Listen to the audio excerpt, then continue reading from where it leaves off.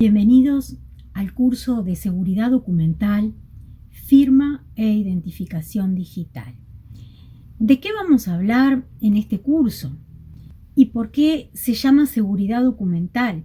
Porque todo lo que veamos acerca de el documento digital, el documento electrónico, la firma electrónica en todas sus facetas, y lo que veamos acerca de cómo nos identificamos digitalmente, cómo nos podemos identificar en el ciberespacio y qué niveles de identificación tenemos, nos va a dar seguridad respecto a la autoría de ese documento, al consentimiento de ese documento, y por lo tanto ese documento va a tener un diferente valor probatorio en juicio de acuerdo a las características que presente.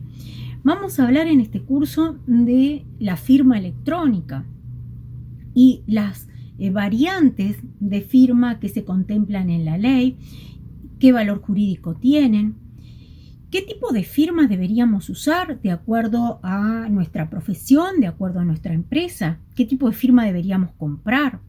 Nos alcanza la firma electrónica avanzada que tenemos en la cédula de identidad, adquirimos una firma de persona jurídica para la empresa, como nos manejamos en el ámbito de la movilidad, necesitamos una firma electrónica avanzada con custodia centralizada, la llamada firma en nube.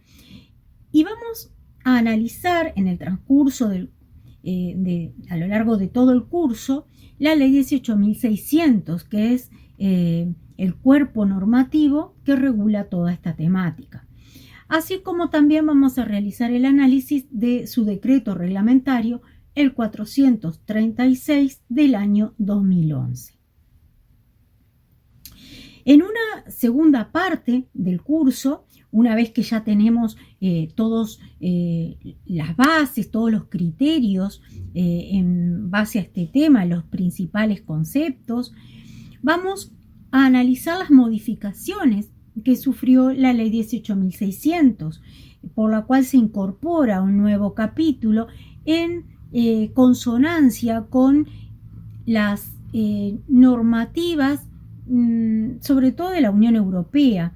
En la Unión Europea se aprueba un reglamento que, si bien Uruguay no sigue la misma línea del reglamento europeo, vamos a ver que está regulando, por ejemplo, a los prestadores de servicios de confianza.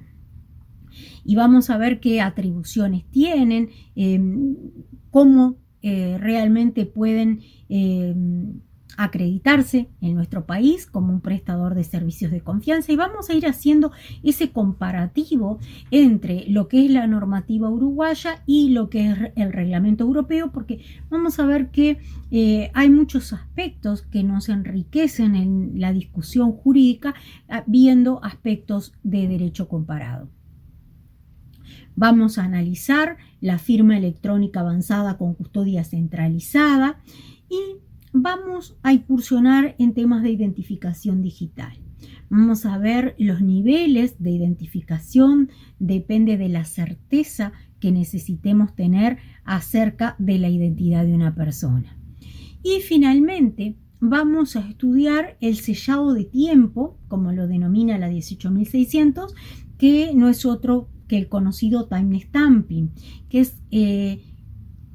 el consignar día y hora en un documento, y esto también se hace a través de un certificado electrónico. Así que vamos a ver todas estas posibilidades de prestaciones que pueden tener los prestadores de servicios de confianza y qué es lo que deben cumplir en cada caso. Entonces vamos a analizar también las políticas vinculadas a identificación digital y sellado de tiempo.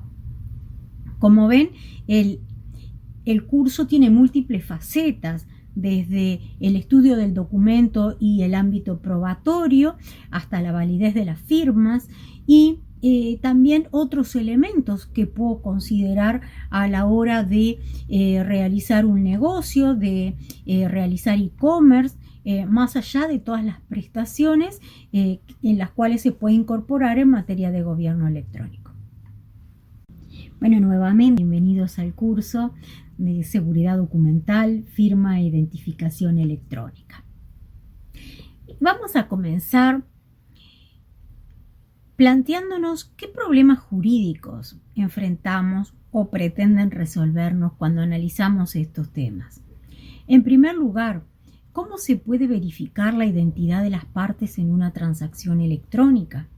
¿Cómo sé que la persona que está del otro lado vaya a saber en qué parte del mundo, o capaz que es el vecino de la esquina? No importa. Lo que importa es que en esa transacción electrónica, en esa transacción en el ciberespacio, yo no voy a saber quién está del otro lado a la hora de la contratación. Si es capaz, si realmente puede obligarse. Y esta respuesta me la da en primer lugar la firma electrónica y en segundo lugar la identificación digital.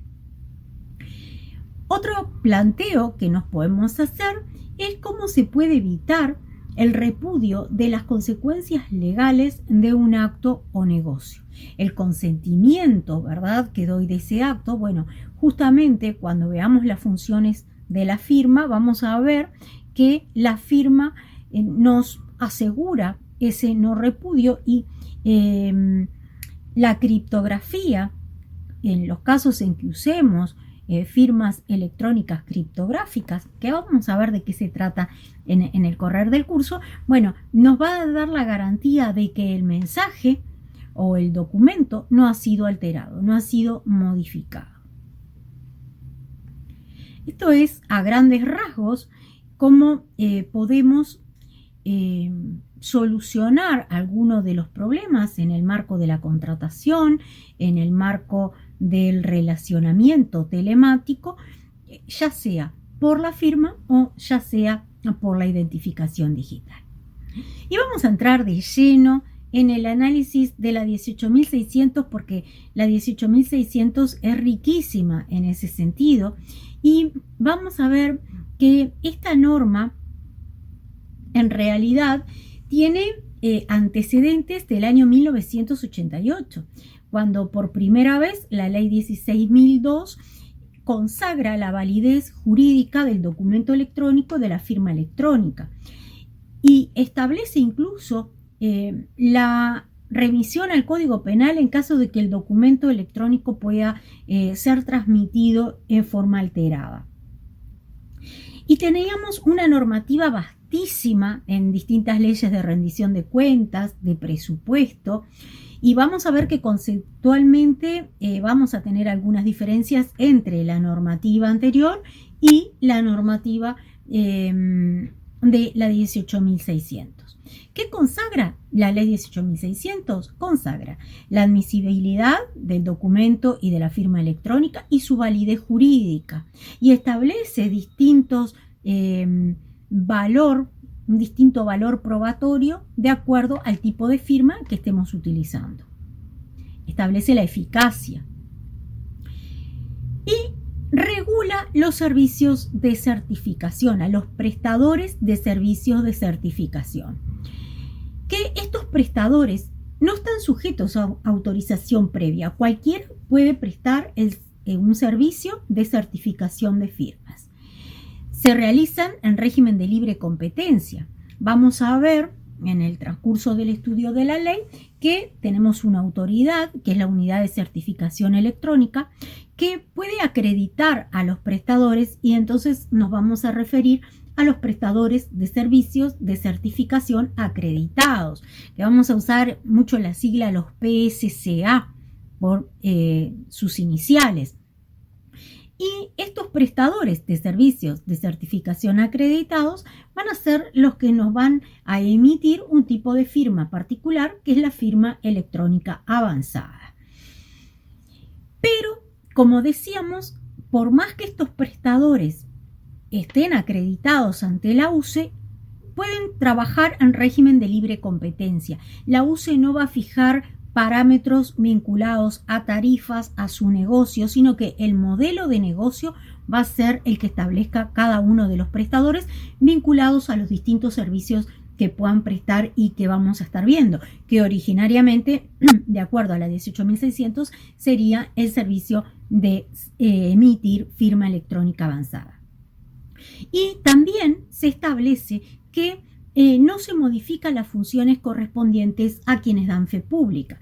¿Quiénes dan fe pública en nuestro país? Los funcionarios públicos y los escribanos públicos. Por lo tanto, sus funciones van a permanecer de acuerdo a la regulación existente, sino que acá se va a regular otro tipo de contexto y para otro tipo de documento, que es el electrónico, con una tecnología que da garantías sobre la seguridad, como decíamos.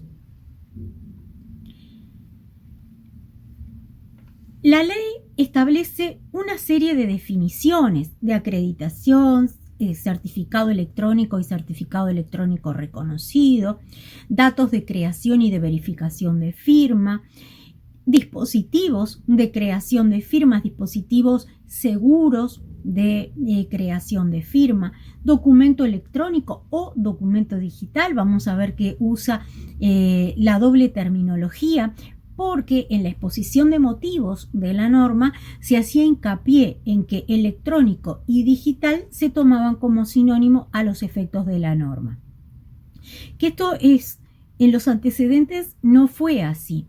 En las normas que se derogan por la ley 18.600 establecían que firma electrónica era aquella en la cual yo podía usar un usuario y contraseña, un PIN o un dato biométrico, mientras que cuando me refería a criptografía iba a estar siempre frente a la firma digital. Y usaba esta doble terminología de acuerdo al tipo de firma y a la tecnología que estaba incorporando para validar o para firmar un documento. Vamos a ver que eso cambia, que la ley 18.600 va a hablar de firma electrónica y firma electrónica avanzada.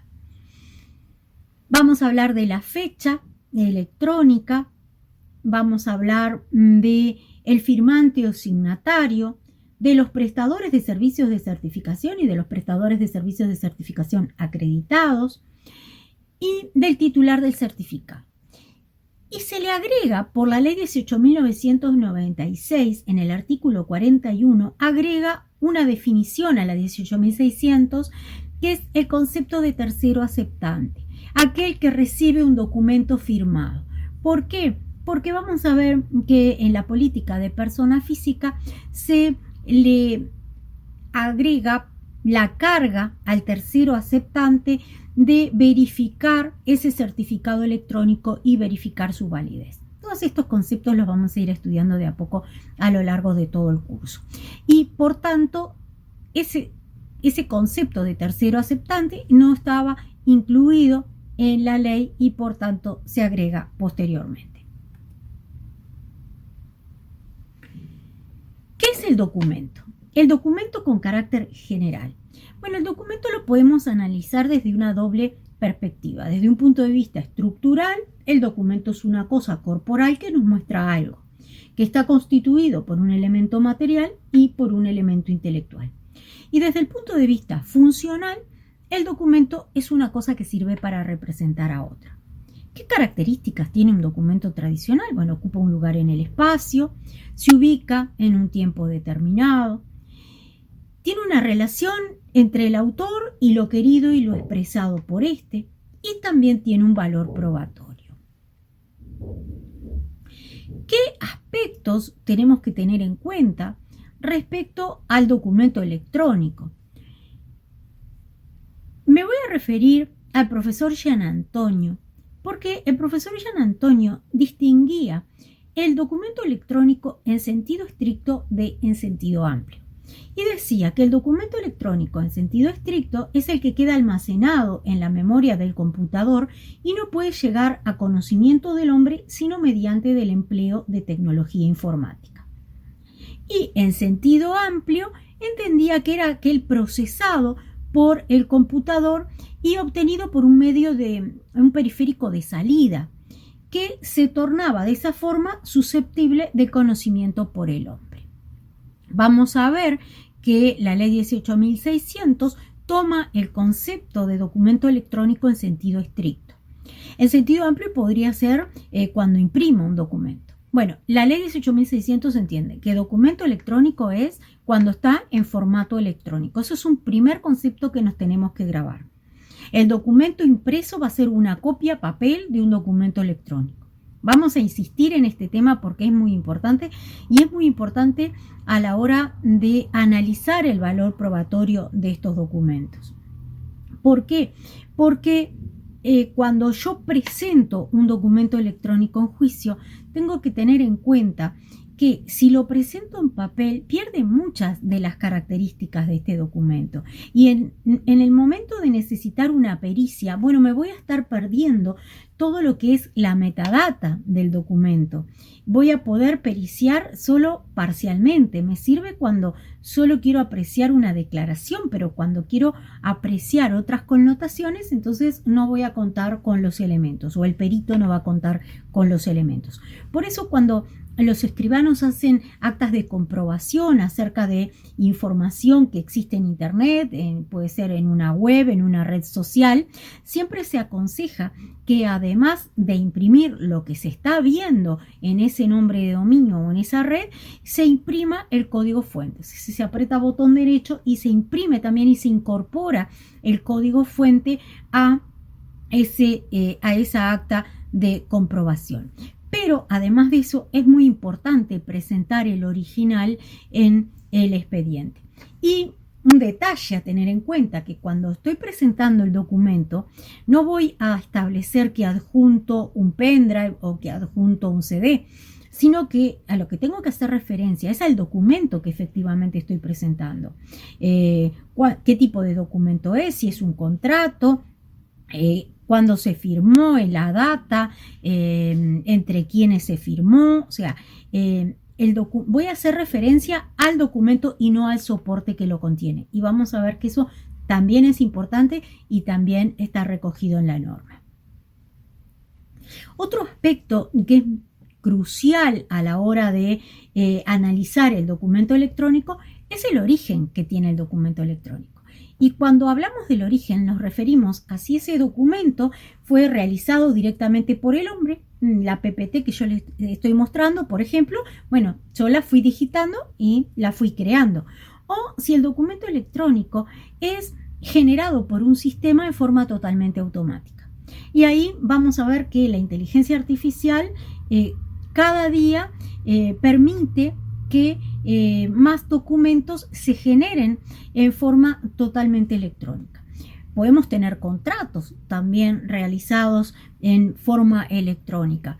Cuando el sistema de un supermercado detecta que se ha vendido determinado producto y queda tanto en stock y puede mandar a su proveedor una orden de compra para que el proveedor envíe X cantidad de productos al supermercado, y por lo tanto el proveedor va a generar va a recibir la orden de compra, va a generar el envío y va a facturar. Esto es posible porque normalmente lo que existe es un acuerdo marco entre el proveedor y el supermercado de qué sistema utilizan, de cómo funciona, cuáles son los parámetros, cuáles son los plazos para cumplir, para entregar la mercadería o para pagar el precio.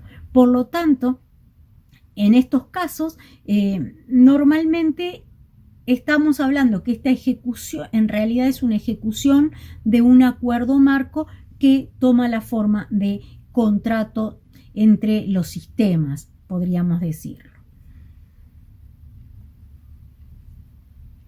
¿Qué características tiene el documento electrónico? Bueno, es una nueva forma documental. Se discutió mucho acerca de si el lenguaje binario que utilizan los sistemas podía considerarse realmente un lenguaje, porque en realidad no puede ser leído directamente por las personas. O sí hay informáticos que conocen y pueden leer el lenguaje binario, pero en realidad no es lo común y no es el objetivo. El objetivo es que yo lo ejecute a través de un dispositivo, a través de un hardware, y de esa forma tenga el aplicativo que me interesa utilizar.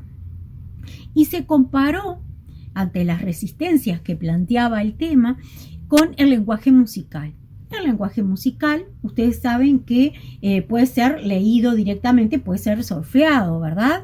Pero que en realidad la música no se escribe para solfearla, la música se escribe para que sea ejecutada en un instrumento. Por lo tanto, también acá estamos hablando de un lenguaje musical y que también requiere un elemento, un material, al igual que el hardware, para ser ejecutado. Requiere un dispositivo para que nos preste la función que nosotros deseamos, de la misma forma que el lenguaje binario. Y otro aspecto que es muy importante y que es una característica de los documentos electrónicos es la posibilidad de la interactividad entre los documentos, la existencia de los vínculos, la existencia de links, la posibilidad de que yo pueda navegar entre los distintos documentos, que si estoy viendo un texto legal que me dice que fue modificado por tal norma, un artículo, yo pueda cliquear y pueda ir a esa otra norma y pueda regresar. Eso en el papel no es frecuente. El documento papel es lineal. Sin embargo, existe un ejemplo que es la novela Rayuela. La novela Rayuela la puedo leer de principio a fin, como leemos cualquier libro, pero también existe la posibilidad de que yo pueda tener en cuenta determinadas anotaciones que se van haciendo a lo largo de la novela y que pueda ir salteando partes e ir teniendo en cuenta esas referencias y leerla en un orden diferente. Eso podría ser un ejemplo de la interactividad en un documento llevado al papel. ¿Cómo define la ley el documento electrónico o documento digital? Dice que es la representación digital de actos o hechos, con independencia del soporte utilizado para su fijación, almacenamiento o archivo. La referencia que estábamos realizando, o sea, representación digital, exclusivamente digital, o sea, mantenerlo en formato binario, en lenguaje máquina. Y por otra parte, con independencia del soporte. No importa si yo lo tengo almacenado en el celular, en un pendrive, en el disco duro de la máquina, no importa. Lo que importa en sí es el documento.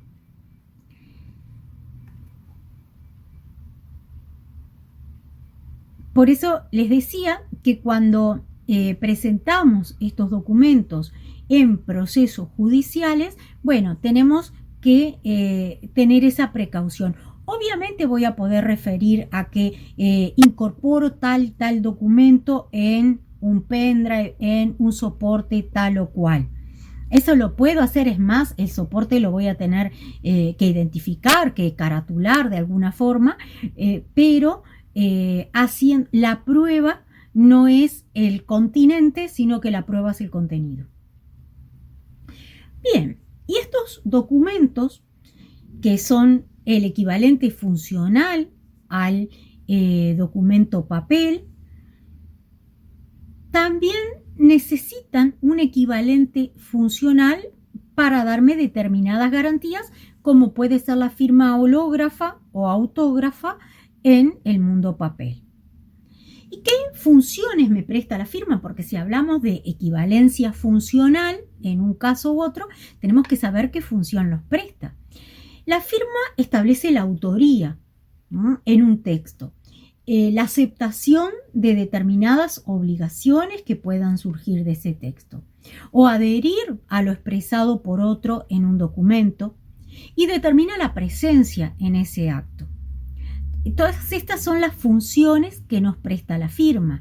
La firma hológrafa, ¿qué es la firma hológrafa? Bueno, es el garabato que hacemos en el papel, o ponemos nuestro nombre o nuestras iniciales, o una grafía ilegible cuando el garabato en realidad no puedo descifrar qué es. Y me siento muy identificado con esta firma. O sea, culturalmente tenemos una identificación con que, bueno, esa es nuestra forma de identificarnos en el papel. Eso nos da cierta seguridad.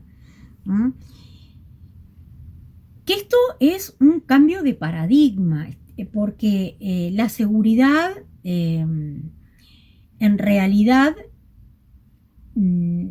es relativa. El papel se quema, se destruye con el agua, o sea, hay múltiples formas de que el papel se puede destruir. Hay múltiples formas de alterar una firma y muchas veces necesitamos recurrir a una pericia caligráfica para determinar si una firma es verdadera o no, o si fue falsificada. O sea que en ese sentido es cultural esa tranquilidad y esa seguridad que nos da la firma o nuestra firma en el papel. Piensen que históricamente a nivel de documentos, las pinturas rupestres, las pinturas en las tumbas del Valle de los Reyes que tienen 2.000-3.000 mil años y están perfectas, bueno, son una prueba documental de la cultura egipcia, por ejemplo. Piensen que la firma, si bien en los últimos años se ha sido en forma hológrafa, anteriormente existió la mano firmatio en Roma cuando las partes en un contrato ponían el documento sobre la mesa y le pasaban la mano frente a testigos para aceptar, como forma de aceptar el documento. Y después ustedes me dirán, bueno, tendremos todos los problemas probatorios, o tendrían todos los problemas probatorios, pero también teníamos los sellos reales, que se sellaba con el anillo o con los sellos en lacre para cerrar los documentos, para justamente darle esa confiabilidad que estábamos hablando, que el documento no iba a ser alterado, que el documento no iba a ser abierto por quien no era el destinatario. Y la ley 18.600 define a la firma electrónica como los datos en forma electrónica anexos a otros datos electrónicos o asociados de manera lógica con el mismo, utilizados por el firmante como medio de identificación. Y hay dos palabras que yo hice hincapié al leerlo que son muy importantes, que es anexos o asociados. O sea que los datos, estos datos electrónicos, tienen que estar de alguna forma vinculados al documento que pretendo firmar. ¿Y por qué hago hincapié en esto? Porque muchas veces se confunde la función de utilización de un usuario y contraseña como forma de identificarme en un sistema que lo que puede ser una firma. Cuando yo utilizo el usuario y contraseña para ingresar al sistema, en realidad me estoy autenticando, pero no estoy realizando ninguna firma. Si luego que yo estoy en el sistema quiero firmar algo, bueno, esos datos deberán ser guardados, anexos o asociados con lo que yo estoy pretendiendo firmar. Esto lo vemos, por ejemplo, las historias clínicas de algunas instituciones. Los médicos se autentican en el sistema, pero luego no utilizan firma electrónica avanzada, sino que utilizan usuario y contraseña. Por lo tanto, utilizan usuario y contraseña para ingresar y luego de escribir en una historia clínica digitan nuevamente la contraseña. Esto vamos a ver que no ofrece grandes garantías en materia de seguridad, pero sí es una forma de firmar ese documento. Que vamos a ver que hay algunas definiciones que podemos discutir si el usuario y contraseña en realidad es una forma de firmar o simplemente es un medio de autenticación, porque vamos a ver que cuando la ley define al firmante o signatario, dice que es aquel que tiene un certificado electrónico. Y tanto en el caso del usuario y contraseña como en el caso de la biometría, el firmante no tiene un certificado electrónico. Por lo tanto, ahí nos va a generar la duda si realmente estamos ante un caso de firma o estamos ante un caso de autenticación. Pero de todas formas, la ley establece esta vinculación entre los datos de la firma, que generaría la firma, y el documento, y eso sí lo tenemos que tener en cuenta y no pueden estar disociados. No puedo tener los actos que yo pretendo que estén firmados y después en una tabla la información de día y hora en que ingresó al sistema sin que estén vinculados.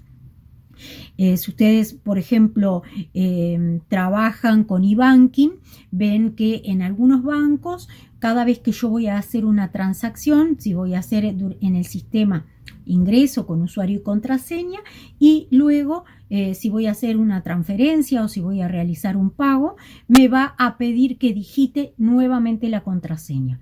En algunos casos es la misma, en otros casos es otra contraseña. Ahí sí es un acto de firmar si tomo en cuenta esta definición. Me pueden exigir también otros elementos accesorios que después vamos a ver, como un número aleatorio generado por una llave electrónica, bueno, otros medios de autenticarme o de firmar que vamos a ver más adelante.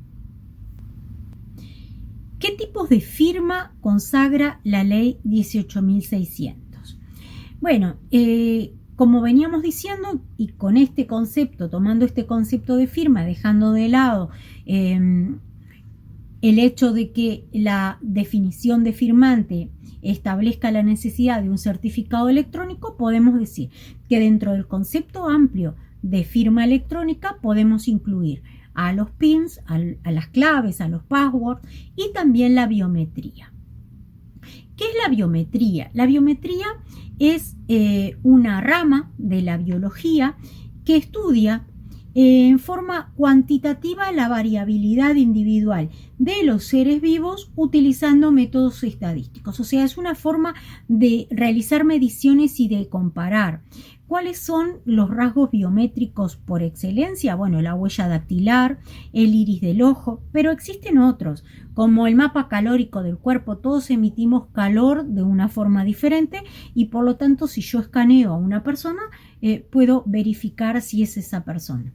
La palma de la mano, la forma de la oreja, la voz, que no es de las más seguras, porque bueno, puede sufrir alteraciones con el transcurso del tiempo o si tengo alguna afección de garganta, pero son todos elementos de nuestro cuerpo que pueden llegar a compararse. También se ha dado una extensión de la biometría a determinados rasgos comportamentales. Por ejemplo, cómo yo apoyo un lápiz cuando firmo. Y por eso se ha discutido si las firmas que aparecen en las tabletas, vieron cuando me traen una mercadería o que me hacen firmar en una tableta, si esa firma es una firma electrónica o no. Y acá hay que hacer una distinción muy importante. Depende de la tableta. Porque, ¿qué implica la firma biométrica? Implica que hay un registro en el cual, cuando yo introduzco el rasgo biométrico, el sistema va a comparar con el archivo que tiene y va a definir si soy yo o no. Pasa cuando ingreso a mi trabajo, por ejemplo, y marco la hora con la huella.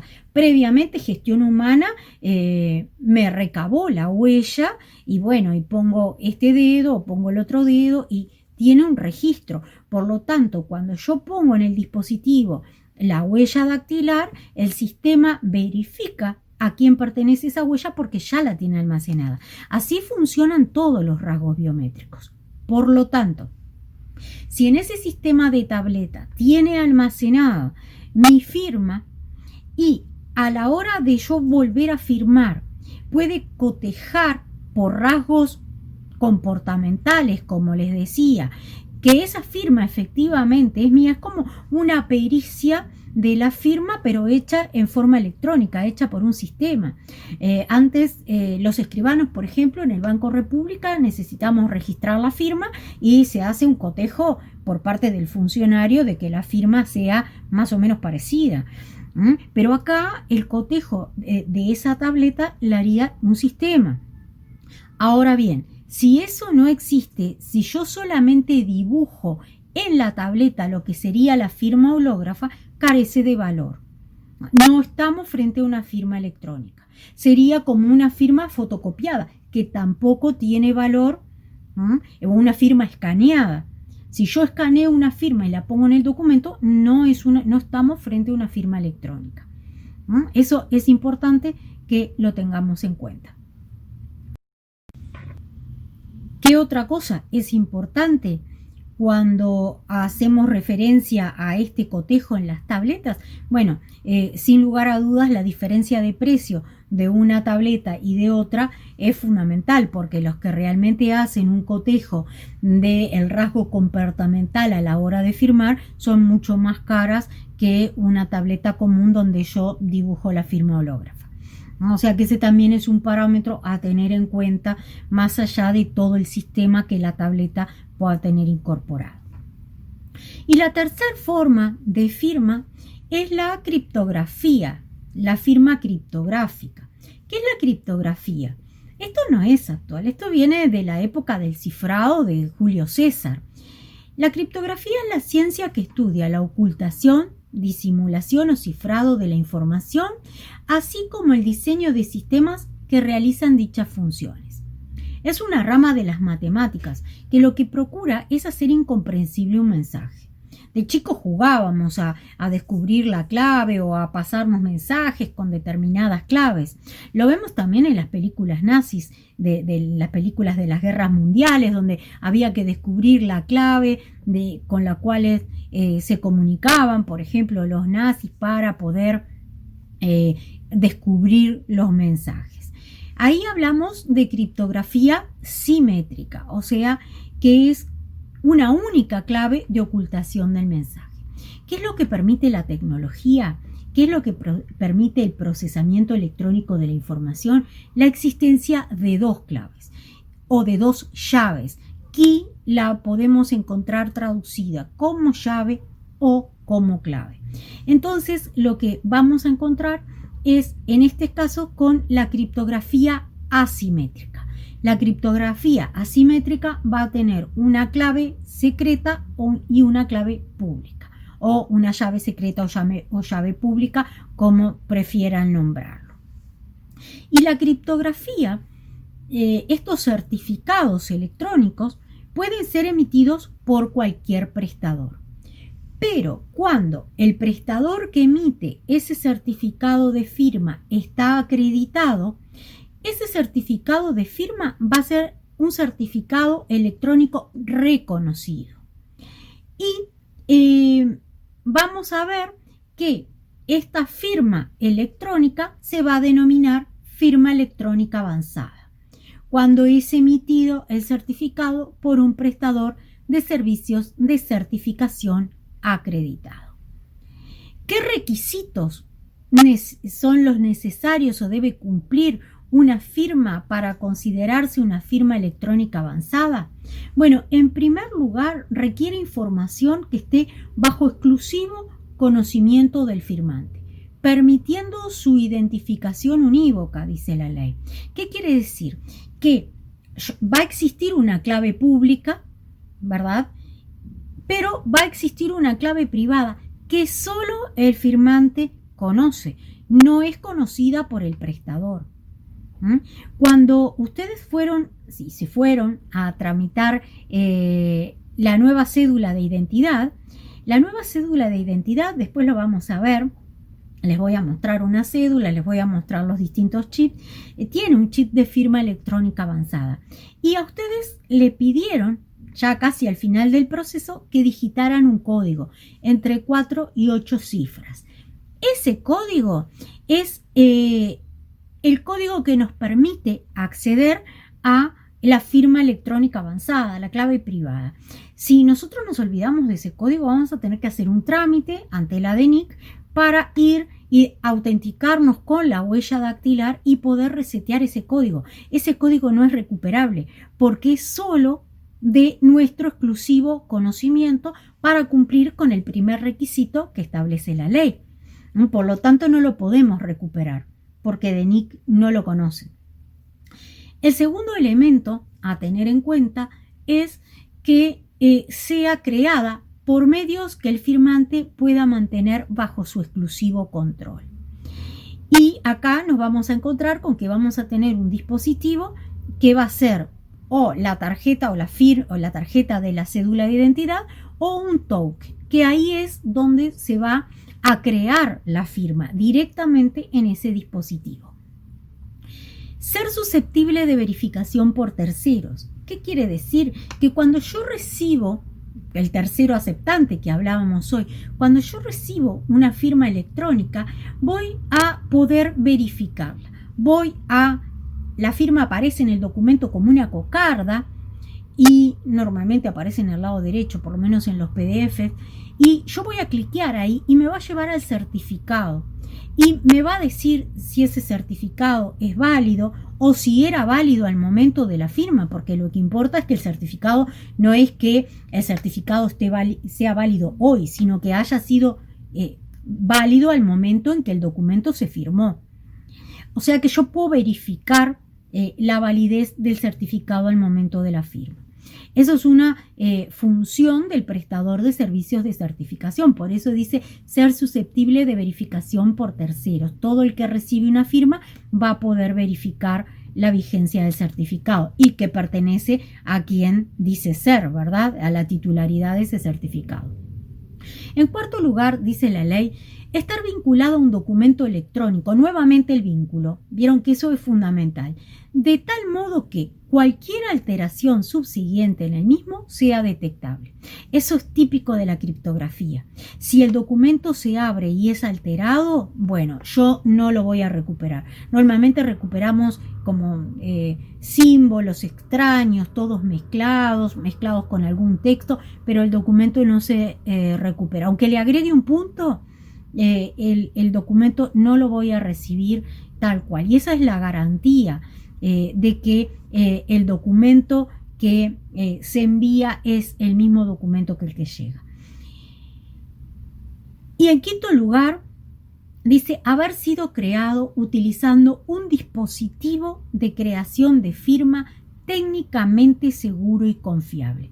Esto es muy importante, esto del dispositivo, porque vamos a ver que la ley fue modificada justamente porque cuando se hace necesario en el marco de la movilidad, ¿qué sucede con este dispositivo donde creo la firma? Que yo necesito dónde enchufarlo, necesito dónde enchufar la tarjeta, que a su vez voy a necesitar un lector, o en el caso del token, enchufarlo en la máquina.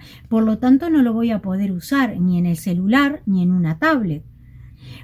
Entonces, necesitamos ampliar la norma para tener una firma confiable en el ámbito de la movilidad. Y el dispositivo que establece la norma, un dispositivo técnicamente seguro y confiable, era en su momento un obstáculo para poder ampliarla y por eso fue necesario modificar la norma, que lo vamos a ver en la segunda parte del curso.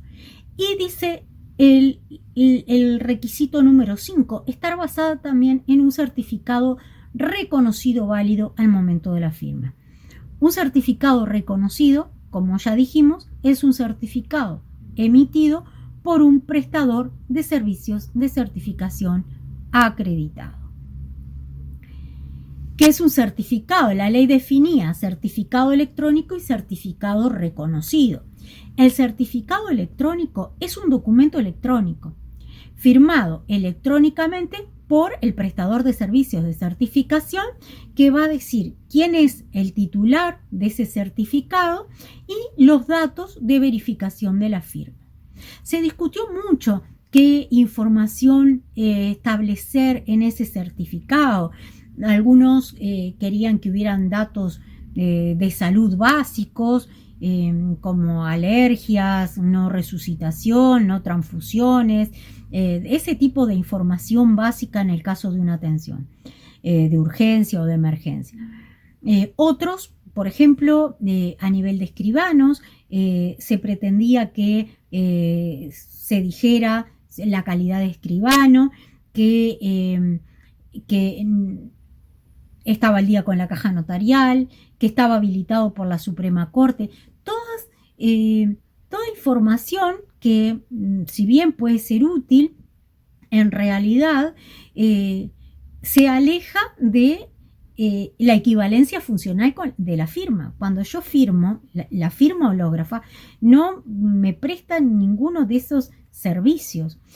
Tal es así que hoy por hoy el documento notarial electrónico que se realiza en un sellado electrónico, yo ingreso al sistema, me autentico en el sistema y es el sistema el que va a verificar que yo efectivamente sea una escribana en actividad, que esté habilitada por la corte, o sea que no esté suspendida, o que no tenga deuda o algún problema con caja notarial. Todo eso lo va a verificar el sistema porque no es función de la firma. Luego yo voy a realizar el certificado y voy a firmar con una firma electrónica avanzada. O sea que, y después va a firmar el documento la caja notarial con firma electrónica de persona jurídica. O sea que tenemos un doble control para los documentos electrónicos notariales. Pero no tenemos que confundir los certificados notariales con el certificado de firma, que es el que me emite el prestador de servicios de certificación cuando yo voy a comprar esa firma electrónica o cuando tengo la cédula de identidad. Y el certificado reconocido es el certificado que me emite un prestador de servicios de certificación acreditado. Hay que tener en cuenta respecto a los atributos de estos certificados, que como decíamos, cuando se plantea la posibilidad de tener firma electrónica, los certificados en realidad podían tener muchos campos, muchos atributos, pero finalmente se decide reducir a un mínimo, que sea el nombre, la cédula, o sea, datos básicos. ¿Por qué? Porque, bueno, de lo contrario, frente a cualquier cambio de este tipo de datos extra, que en realidad la firma no lo necesita, lo que sucede es que el certificado va a tener que revocarse, con lo cual puede darse la situación de que un prestador de servicios tenga muchos certificados acreditados, lo cual no es una información positiva respecto a ese prestador. La ley establece en el artículo 3 los principios generales, y estos son equivalencia funcional, neutralidad tecnológica, el principio de libre competencia, compatibilidad internacional y buena fe. Y en el inciso 2 establece que estos principios van a servir como criterio interpretativo. En caso de dudas, bueno, de cuál fue el espíritu de la ley, cómo resolver una situación concreta, vamos a tener en cuenta los principios que la ley establece. El principio de buena fe es el principio que conocemos, ¿verdad? El actuar como un buen padre de familia, el tener buenas intenciones, es el principio general. Con respecto a la equivalencia funcional, es un principio propio del derecho informático. ¿Qué nos dice este principio? Nos dice que cuando tenemos una situación en el ciberespacio, en el mundo electrónico, un bien inmaterial, vamos a tener que pensar la equivalencia funcional con algo del mundo físico. O cuando tenemos algo regulado en el mundo físico y aparece un nuevo fenómeno, vamos a tener que pensar, bueno, en algo que nos preste la misma función que lo que teníamos en el mundo material. El ejemplo por excelencia es el documento papel, cuyo equivalente funcional es el documento electrónico, y también sucede en la firma hológrafa, equivalente funcional de la firma electrónica o a la inversa. aparece la firma electrónica para prestarnos frente al documento electrónico las mismas funciones que nos presta la firma hológrafa en el papel. El principio de neutralidad tecnológica significa que la norma tiene que ser neutra. La norma no puede regular una tecnología específica porque corremos el riesgo de que quede obsoleta en muy poco tiempo. Y la ley 18.600 es un ejemplo de esto. ¿Por qué? Porque a pesar de que está consagrada en la propia ley el principio de neutralidad tecnológica, la ley es neutra en su parte general. La ley es neutra cuando define el documento electrónico, cuando define la firma electrónica. Pero cuando la ley comienza a regular a los prestadores de servicios de certificación y su proceso de acreditación, en realidad está regulando una tecnología, está regulando la criptografía asimétrica. Por lo tanto, en este caso, de surgir otra tecnología, pensemos en los avances que hoy por hoy tiene la computación cuántica, por ejemplo, y la criptografía cuántica, en esos casos obviamente vamos a tener que modificar parte de la ley. Y eso ya sucedió, porque recuerdan que cuando definimos la ley, cuando definimos la firma electrónica avanzada, dijimos que tenía que ser emitida en un dispositivo seguro de almacenamiento de firma.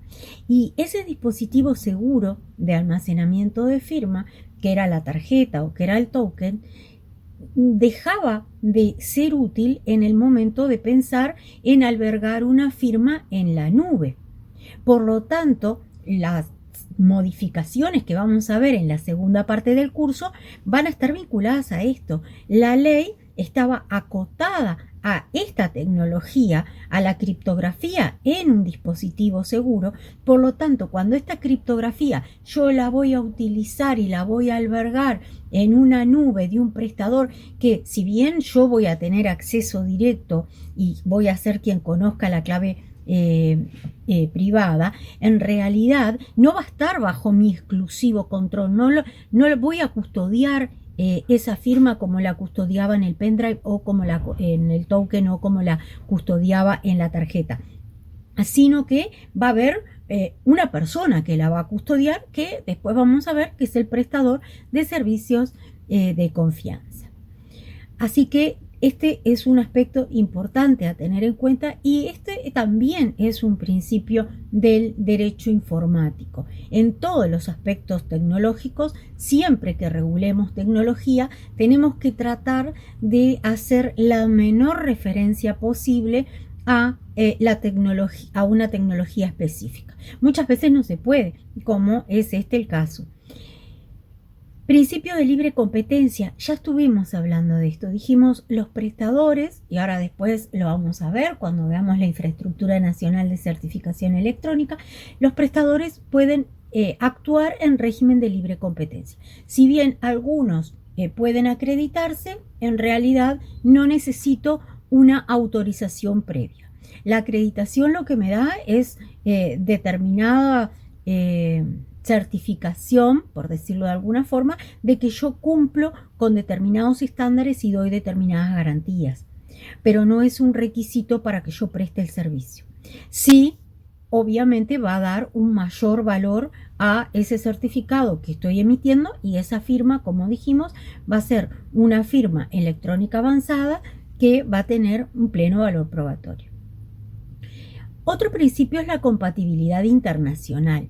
Y esto es muy importante, y acá la ley sufrió una modificación, porque el artículo original establecía que era necesario un tratado internacional para el reconocimiento mutuo de certificados provenientes de distintos países. ¿Qué sucede? Esto, bueno, ustedes saben que negociar y llegar a la firma de un tratado internacional lleva mucho tiempo. Por lo tanto, por la ley 19.355, en el artículo 116, se flexibiliza ese proceso y se le da competencias a la unidad de certificación electrónica, que es el órgano de control, para que la unidad pueda establecer las pautas para hacer acuerdos respecto a la compatibilidad internacional. Se ha trabajado mucho porque obviamente la globalización implica que nuestros certificados van a estar viajando por el mundo y también van a venir documentos electrónicos firmados con firmas emitidas en otros países, y por lo tanto tenemos que tener claro cuál es el valor probatorio de esos documentos, la autenticidad de esos documentos, quiénes emitieron esas firmas, qué tipo de autoridades, qué tipo de firmas son. Por lo tanto, se flexibiliza la ley y vamos a ver, tienen una foto del acuerdo que se firmó en Bento Goncalves en el marco de la cumbre de presidentes del Mercosur que se realizó el 5 de diciembre de 2019, que en este acuerdo se reconocen los certificados de firma digital emitidos por los prestadores de servicios de certificación acreditados o certificadores licenciados en cualquiera de los países del Mercosur. Entonces, esto significa que la firma electrónica emitida en Uruguay tiene el mismo valor jurídico y probatorio que el otorgado a las firmas manuscritas en todos los países del Mercosur. Este ha sido un avance importante porque se habían venido realizando muchas reuniones y muchas conversaciones, sobre todo en el marco de los países miembros de ALADI, y bueno, y no se había podido concretar. Así que ahora, bueno, tenemos este acuerdo que está enmarcando la validez jurídica de las firmas de los documentos y las firmas digitales en el marco del Mercosur. ¿Cuáles son los efectos legales de los documentos electrónicos y de las firmas electrónicas? Esto está consagrado en el artículo 4 de la ley que regula los efectos legales de los documentos electrónicos. Y dice así: los documentos electrónicos satisfacen el requerimiento de escritura y tendrán el mismo valor y efectos jurídicos que los documentos escritos, salvo las excepciones legalmente consagradas. El que voluntariamente transmitiera un texto del que resulte un documento infiel, adultere o destruya un documento electrónico, incurrirá en los delitos previstos por los artículos 236 a 245 del Código Penal según corresponda. Este inciso segundo tiene sus antecedentes en la ley 16.002. ¿Se acuerdan que hablamos que estos temas tenían realmente antecedentes de allá del año 1988? O sea que era una normativa de avanzada en ese momento.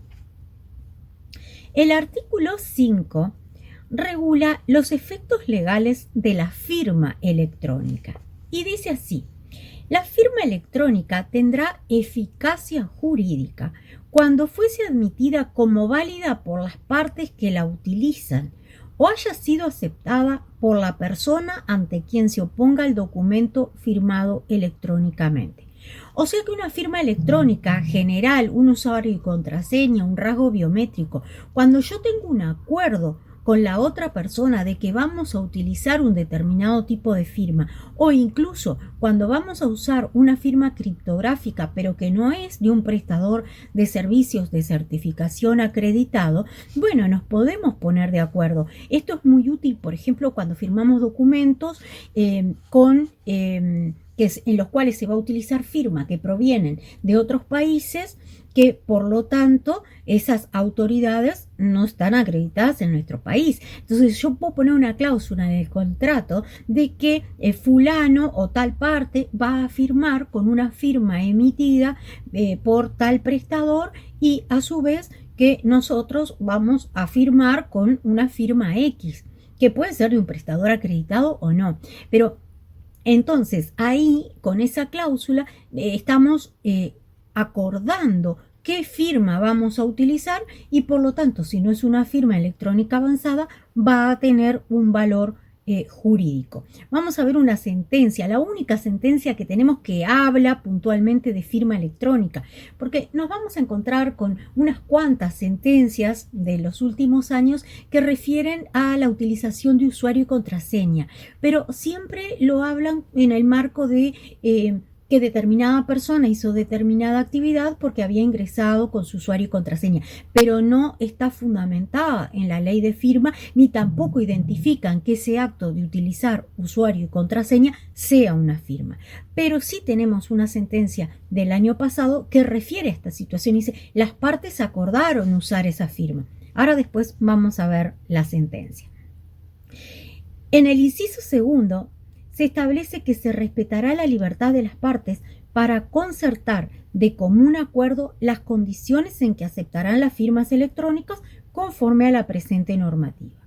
En caso de ser desconocida la firma electrónica por una de las partes, corresponde a la otra probar su validez.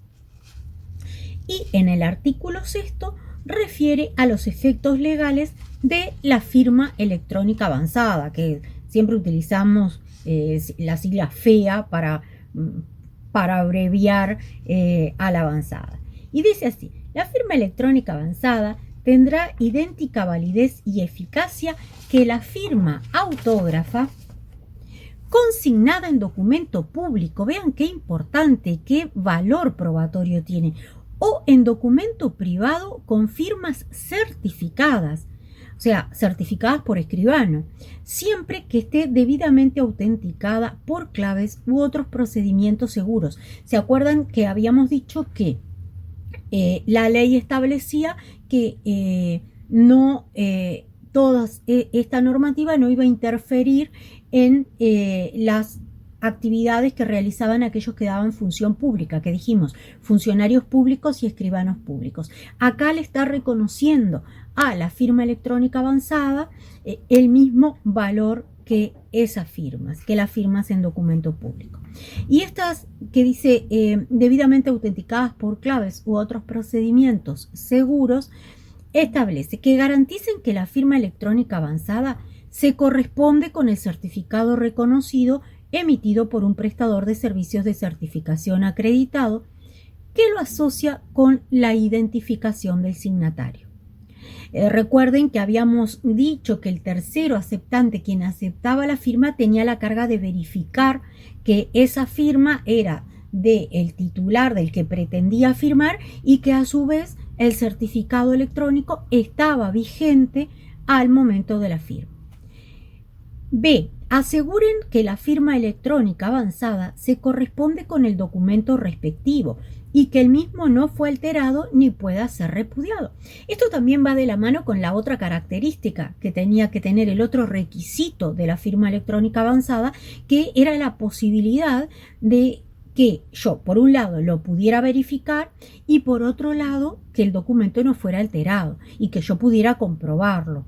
¿Se acuerdan que decíamos en materia criptográfica, cuando alguien ingresa, cuando hay una alteración, se desdibuja todo el documento y por lo tanto voy a saber que ese documento no era el original que se transmitió o que se firmó? En tercer lugar, el C dice, garanticen que la firma electrónica avanzada ha sido creada usando medios que el signatario mantiene bajo su exclusivo control y durante la vigencia del certificado reconocido. El certificado reconocido, como dijimos, es el que habilita la firma electrónica avanzada. Y usando los medios que el signatario mantiene bajo su exclusivo control, bueno, por un lado la información, algo que sé, después vamos a ver estos criterios, que va a ser el acceso a la clave privada y el acceso a la firma, y por otro lado el dispositivo seguro, ya sea el token o la tarjeta de la cédula. Y el inciso final establece que el documento electrónico suscripto con firma electrónica avanzada tendrá idéntico valor probatorio al documento público o al documento privado con firmas certificadas en documento en soporte papel. El documento electrónico no hará fe respecto de su fecha. Vamos a ver que ahí después vamos a necesitar el timestamping o sellado de tiempo para garantizar la fecha, a menos que ésta conste a través de un fechado electrónico otorgado por un prestador de servicios de certificación acreditado. Esto con respecto a los efectos legales de los documentos electrónicos, de la firma electrónica y de la firma electrónica avanzada. La ley regula también situaciones especiales. Vamos a ver cuáles son. Antes de ingresar a las situaciones especiales, quiero comentarles la sentencia de la Suprema Corte de Justicia que les mencionaba, número 2518/019 de 16 de diciembre de 2019, la que resuelve un recurso de casación anulando la sentencia interlocutoria del Tribunal de Apelaciones en lo Penal número 178 del 2019, el que desestimaba la solicitud de formalización realizada por la fiscal. El tribunal entiende que se desestima por falta de reconocimiento del valor jurídico de la firma electrónica, lo que nos extraña mucho. Decíamos, desde el año 1988, desde la ley 16.002, el documento electrónico y la firma electrónica son válidos en nuestro país. Por lo tanto, nos sorprende el desconocimiento que realiza el tribunal. En el caso de análisis, nos enfrentamos a una firma electrónica simple. Y el ADCUEM, en un pasaje medular de la fundamentación, argumenta que estima que todo lo actuado a partir del pedido de formalización es nulo, por ausencia de un requisito legal, como lo es la firma del fiscal o de un representante autorizado de la Fiscalía. Nulidad que se relevará de oficio y que impide ingresar al análisis de los agravios de la defensa. Es excelente la defensa de la señora fiscal letrada departamental de Durazno de primer turno, que dice: la sala incurrió en una errónea aplicación del derecho, puntualmente en la aplicación que hizo de los artículos 266 y 379 del Código de Procedimiento Penal. En primer lugar, porque la Fiscalía estaba habilitada para solicitar la formalización de manera verbal, pero igualmente escrituró el pedido de formalización mediante el correspondiente formulario del CIPAO y así lo remitió a la sede judicial competente en función de la interoperabilidad del sistema entre el Poder Judicial y la Fiscalía General de la Nación, previo a la audiencia de formalización. El CIPAO es el Sistema de Información del Proceso Penal Acusatorio en Uruguay y reúne todos los requisitos que prevé el artículo 2, literal J, cuando define la firma electrónica, y también el artículo 5, cuando establece que la firma es válida cuando hay acuerdo de partes. Este es un sistema que está funcionando entre el Poder Judicial y la Fiscalía. Por lo tanto, existe un acuerdo marco respecto al uso del sistema. Además, es relevante distinguir, de acuerdo a esta definición, el acto de identificación del acto de firmar. ¿Por qué? Porque se acuerdan que habíamos dicho que el digitar el usuario y la contraseña podía ser un acto de autenticación o un acto de firmar. Y en este caso, en realidad, no se entra a ese tema. Y tampoco sabemos cómo está guardada esa firma. ¿Se acuerdan que decíamos, para que efectivamente sea una firma, tienen que estar anexo o asociado al documento que se firma? En ese sentido, en la sentencia no menciona y no tenemos conocimiento de tecnológicamente cómo funciona el sistema. Pero sin lugar a dudas hay un acuerdo entre Fiscalía y Poder Judicial para usar el sistema y por lo tanto estamos presumiendo que estamos frente a una firma electrónica común y que por lo tanto es válida entre las partes. Es interesante porque, como les decía, la Corte también analiza la ley 18.600 y dice, bueno, esta es una firma que efectivamente cumple con el artículo 2 y en el marco del artículo 5 de la ley 18.600 es una firma válida y por lo tanto el documento está firmado válidamente. Con respecto a el uso de la firma electrónica avanzada en la función notarial, que es una de las situaciones especiales en que nos encontramos, el artículo 7 establece que autoriza el uso de documentos electrónicos y firma electrónica avanzada en la función notarial, de conformidad con la reglamentación que establezca la Suprema Corte de Justicia. Y la Suprema Corte reglamentó, y tenemos una acordada, que regula el sellado notarial electrónico y el sistema en el cual estos certificados se van a crear y a través del cual se van a emitir. El artículo 8 regula el empleo de la firma electrónica o firma electrónica avanzada en los órganos del Estado. Dice así: el Estado, los gobiernos departamentales, los entes autónomos, los servicios descentralizados y en general todos los órganos del Estado podrán ejecutar o realizar actos, celebrar contratos y expedir cualquier documento dentro de su ámbito de competencia, suscribiéndolos por medio de firma electrónica o firma electrónica avanzada.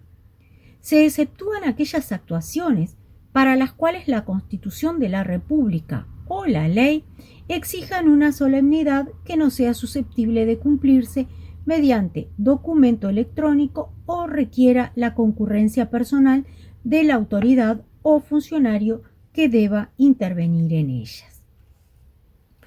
Y el artículo 9 regula el régimen específico del uso de la firma electrónica o de la firma electrónica avanzada en la administración pública y establece que la unidad de certificación electrónica podrá determinar por vía reglamentaria el uso de la firma electrónica o firma electrónica avanzada en el seno de la administración pública y en las relaciones que con ella mantengan los particulares, a los efectos de adoptar las condiciones adicionales que se estimen necesarias para salvaguardar las garantías de cada procedimiento.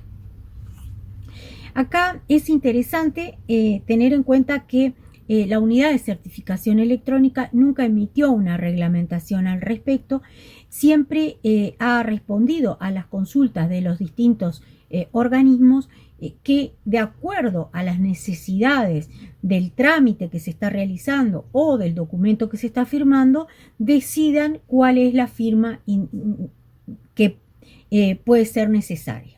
Y siempre va a aconsejar la unidad de certificación electrónica que se utilice firma electrónica avanzada, porque obviamente la firma electrónica avanzada es la que nos da mayores garantías. Y el artículo 10 regula el régimen de uso de firma electrónica y firma electrónica avanzada en las profesiones de abogado, escribano y procurador. Este artículo no estaba en el anteproyecto de ley que se envió al Parlamento, sino que fue incorporado posteriormente en un acuerdo que hubo entre el Poder Judicial y AGESIC, el que se trabajó conjuntamente y el Poder Judicial entendió que era beneficioso poderse acreditar como prestador de servicios de certificación y por lo tanto iba a tener el monopolio, por decirlo de alguna forma, de emitir las firmas electrónicas avanzadas para abogados, escribanos y procuradores. Dice así el artículo: la Suprema Corte de Justicia expedirá en forma exclusiva los certificados reconocidos para ser utilizados en el ejercicio de las profesiones de abogado, escribano y procurador, si se constituyere como prestador de servicios de certificación acreditado bajo las condiciones que establece la ley. En ese momento, la Suprema Corte ya tenía, o el Poder Judicial ya tenía firma electrónica avanzada, ya se estaba usando por los actuarios en los distintos juzgados, por lo tanto parecía viable la acreditación. En caso de que la Suprema Corte de Justicia no se constituya como prestador de servicios de certificación acreditado, lo que finalmente sucedió, tendrán plena validez y eficacia para ser utilizados en el ejercicio de las profesiones de abogado, escribano y procurador los certificados reconocidos expedidos por otro prestador de servicios de certificación acreditado. El proceso demoró entre la aprobación de la ley, la posterior aprobación del decreto, la puesta en funcionamiento de la UCE y finalmente la puesta en funcionamiento de la autoridad certificadora raíz y por tanto de todo el sistema, toda la infraestructura de firma electrónica, demoró unos cuantos años. Por lo tanto, en ese plazo la tecnología evolucionó y al evolucionar la tecnología se planteó el problema que el Poder Judicial, la autoridad de certificación que tenía el Poder Judicial, no cumplía con los estándares que la unidad de certificación electrónica requería para que un prestador de servicios de certificación pudiera acreditarse, por lo que finalmente no se acreditó y por lo que abogados, escribanos y procuradores pueden utilizar hoy por hoy cualquier firma electrónica avanzada. El artículo está vigente y en cualquier momento el Poder Judicial, la Suprema Corte podrán acreditarse y por lo tanto podrán enmarcarse dentro de este artículo 10 de la ley.